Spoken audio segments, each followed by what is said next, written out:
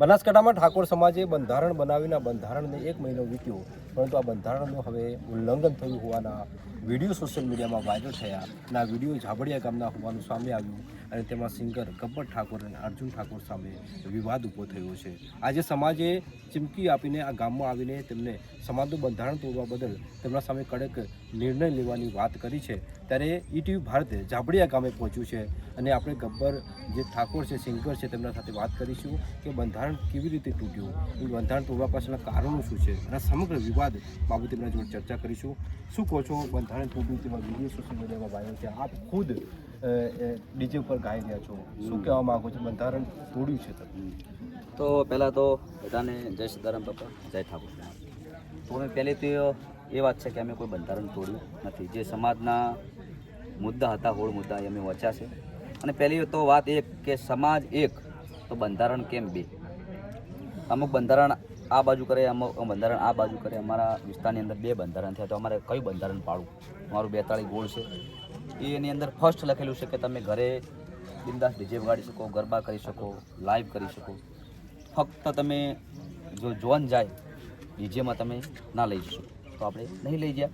અને હોમા પક્ષમાં જે જોન આવી તે 2 ડીજે લઈને આવ્યા અને અમે અમારું 4000માં ડીજે નક્કી થતું હતું, પણ અમે 4000નું ડીજેનું બંધ હતું એટલે આપણે બંધ કર્યું. એના ખાતર અમે 17000ના જે શરણાઈ આવે, જે લંઘાવે વગાડવાનું, એ લઈને ગયા. એટલે અમારો ખર્ચો તો વધી ગયો ને, 12-13 હજાર રૂપિયા ખર્ચો વધી ગયો. બરાબર, ચલો આપણે ખર્ચાનું તો બંધારણ કરવું તો પહેલાં જોઈ વિચારીને કરવું. કારણ કે અમે 20 વર્ષથી મહેનત કરીએ છીએ, રાત દાડો ઉજાગરા કર્યા છે, મહેનત કરી છે, કાળી મજૂરી કરી છે. અમારે એવી પરિસ્થિતિ હતી કે અમે 5 દિવસ ખાતું પણ નહીં. હવે ઘણી બધી મહેનત કરીને આ સ્થાન પર અમે પહોંચ્યા છે, તો હવે ગાવાનું તો કેવી રીતે બંધ કરી દઈએ? ચલો કે સમાજ કહે તો સમાજના વિરુદ્ધ જવાય નહીં. સમાજ આપણો માને બાપ છે અને આજના દિવસ સુધી અમે સમાજ વિરોધ કદી જ્યાં નહીં અને સમાજ વિરોધ જવાનું નહીં. કારણ કે આપણું કંઈ ચાલે, જે સમાજ કરે એ જ થાય. તો સમાજ અમને એમ કહે કે તમે તમારું ગાવાનું સમાજ માટે હાનિકારક છે, તો અમે ગાવાનું પણ બંધ કરવા તૈયાર છીએ, કાલથી જ બંધ કરી દઈએ. પણ એના સમાજને એક અપીલ છે અમારી કે જે અમારો રોજગાર, અમારો જે ધંધો, અમારી પાછળ જે 200-300 જણાના ઘર હેડે, એમના ઘરનું શું, અમારા ઘરનું શું, અમારે ખાવા માટે કોઈ મજૂરી મહેનત કરવી પડે, અમારા કોઈ જોડે બિઝનેસ નહીં, અમારા જોડે જમીન નહીં, જે અમારો ધંધો છે, જે લોનો હેડે છે, એનું કોક સમાજને ખાલી એક વિનંતી છે કે અમને કોક આપણે જે ધંધો આલો, રોજગારી આલો, તો અમારું પૂરું થયું કોક કરવું જોઈએ. મારો એ સવાલ છે કે જ્યારે બંધારણ બનતું હતું ત્યારે ગબ્બર ઠાકોરે કે આગેવાનોએ કોઈ એવી રજૂઆત કરી કે અમારે આ તમામ જે વ્યવસાય છે, વ્યવસાય પર અસર થશે?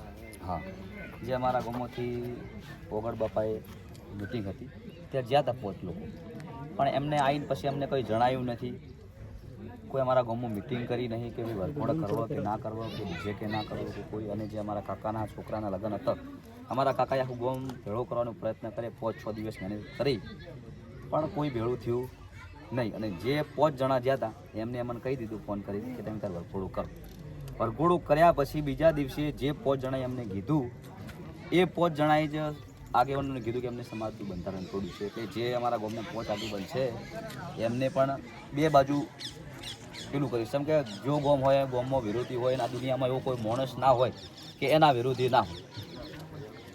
અત્યારે કળિયુગની દુનિયામાં કૃષ્ણ ભગવાનને લોકો ગાળો બોલતા હોય, રામદેવ મહારાજની સમાધિ ખોદી નાખતા હોય, તો આપણે તો નોર્મલ મનુષ્ય છીએ એટલે ઘણા બધા વિરોધ કરતા હોય. આવા લોકોના કારણે સમાજની અંદર અંદર વિરોધ થતો હોય છે. એક માણસ આમ કે, એક માણસ આમ કે, અને બધું અલગ અલગ થતું. એટલે કઈ રીતે?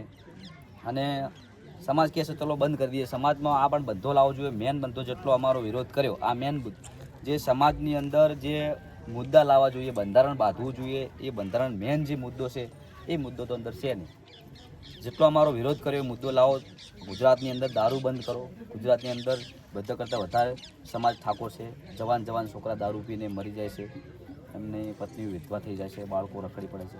તો સમાજને આગેવાનો છે પહેલાં એ નિર્ણય લેવો જોઈએ. પહેલાં ફર્સ્ટ અક્ષરે સૌના પહેલાં એ મુદ્દો લખવો જોઈએ કે ઠાકોર સમાજની અંદર દારૂ બંધ. એ મુદ્દો તો લશો જ નહીં. સમ દારૂ બંધ કરવાથી એમને કોઈ તકલીફ છે? બંધારણમાં દારૂબંધીનો અમલ કરવા માટે નિયમ નથી બનાવ્યો, શું કહો છો? તો એ પહેલો કરવો જોઈએ ને. સમાજના ઘણા બધા નિર્ણયો સારા પણ છે. જે દાગીના જે ભાવ વધી રહ્યો છે, અમુક ગરીબ હોય, બધા ઠાકોર સમાજની અંદર ખાસ કરીને તો બધા ગરીબ જ હોય છે, એટલે બહુ સરસ છે રહ્યો.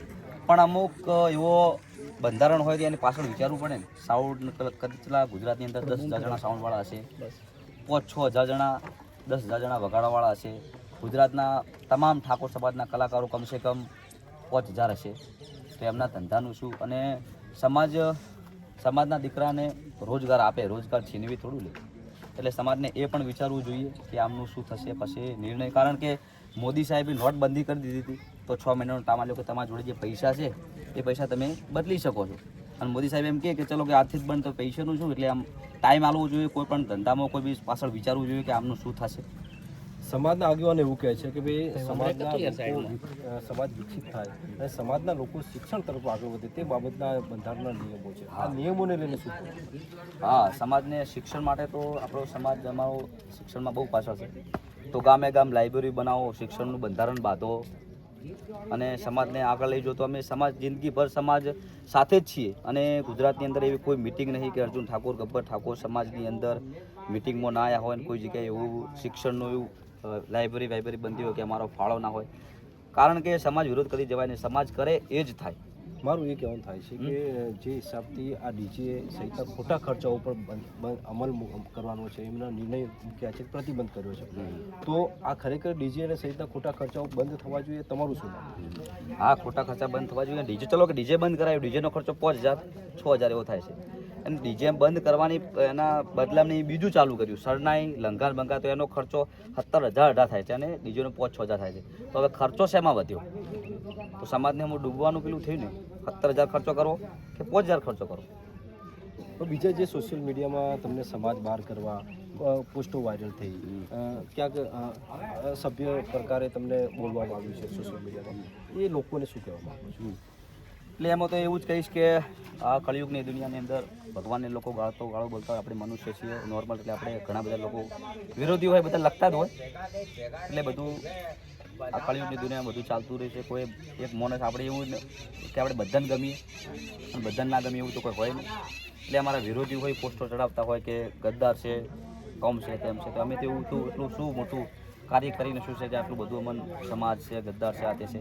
તો બધી સમાજને અમે એવું કહીએ છીએ કે દારૂ બંધ કરો ને. આ બધું પોસ્ટ લખો બધામાં, ફેસબુકમાં, યુટ્યુબમાં, ઇન્સ્ટામાં બધા પોસ્ટ ચડાવો કે ઠાકોર સમાજની અંદર દારૂ બંધ કરો. અમારો જેટલો વિરોધ કરો છો એટલો આપણે સમાજની અંદર જે ગુટખા ખાઈને કેન્સર લોકોને થાય છે, જવાન છોકરા ભરી જાય દારૂ, તમે એનો વિરોધ કરો. મારો એ સવાલ છે કે જ્યાં સુધી મને માહિતી છે ત્યાં સુધી કે દારૂબંધી માટે ઠાકોર સમાજમાં કડક નિર્ણય લેવામાં આવ્યો છે. તમને નથી લાગતું કે હજુ સુધી દારૂબંધી થઈ નથી? ના, દારૂબંધી નહીં. આ મુદ્દામાં પહેલે સમાજની આપણે જે ચલો કે સમાજના આગેવાનો બંધારણ જે કંકોત્રી છે એમાં હોવું તો જોઈએ. સમાજવાળો હું ચલો કંકોત્રી દારૂ તો છે જ નહીં. શું બંધારણ કર્યું અને કરવું જોઈએ સમાજનું બંધારણ દારૂનું? પહેલો મુદ્દો લખવો જોઈએ. હવે આગેવાનોનું કહેવું છે તમે બંધારણ તોડ્યું છે, તમારું કહેવું છે મેં બંધારણ નથી. હા, બરાબર છે. હવે આજે સમાજના લોકો અહીંયા આવવાના છે, તમારા સાથે વાતચીત કરશે, તમે તમારો પક્ષ રજૂ કરવાના છો. સમાજ શું નિર્ણય લઈ શકે છે, તમે શું પક્ષ મૂકશો? આ તો જેમ સમાજ અમને જે પૂછશે એના પ્રશ્નોનો જવાબ આપશું. જેમ સમાજ કહે એમ કરશું. કારણ કે અમારા બોલની અંદર 2 બંધારણ થયા છે. અમે નવગણજીથી વાત થઈ છે, ચંદનજીથી વાત થઈ છે કે આપણે ડીજે તમે જોન મલાઈ જો ઘરે ગમે તેમ વગાડો. એટલે હવે બંધારણ 2 છે. હવે સમાજ આવીને જે આગેવાનો જે અમને પૂછશે તેમ સમાજ કહે એમ કરશું. અને એ છતાં અમે સમાજનું બંધારણ નહીં તોડ્યું. અને સમાજ અમને કહે કે તમે ગાવાનું બંધ કરી દો, ગાવાનું સમાજ માટે હાનિકારક છે, તો અમે આજથી નથી ગાવાનું બંધ કરી દીધું. પણ અમારું જે પાછળનું રોજગાર ધંધો છે અમને સમાજને ખાસ વિનંતી છે કે અમારું કંઈક વિચારજો ને, અમે રોજગાર આપજો, અમને ધંધો આપજો.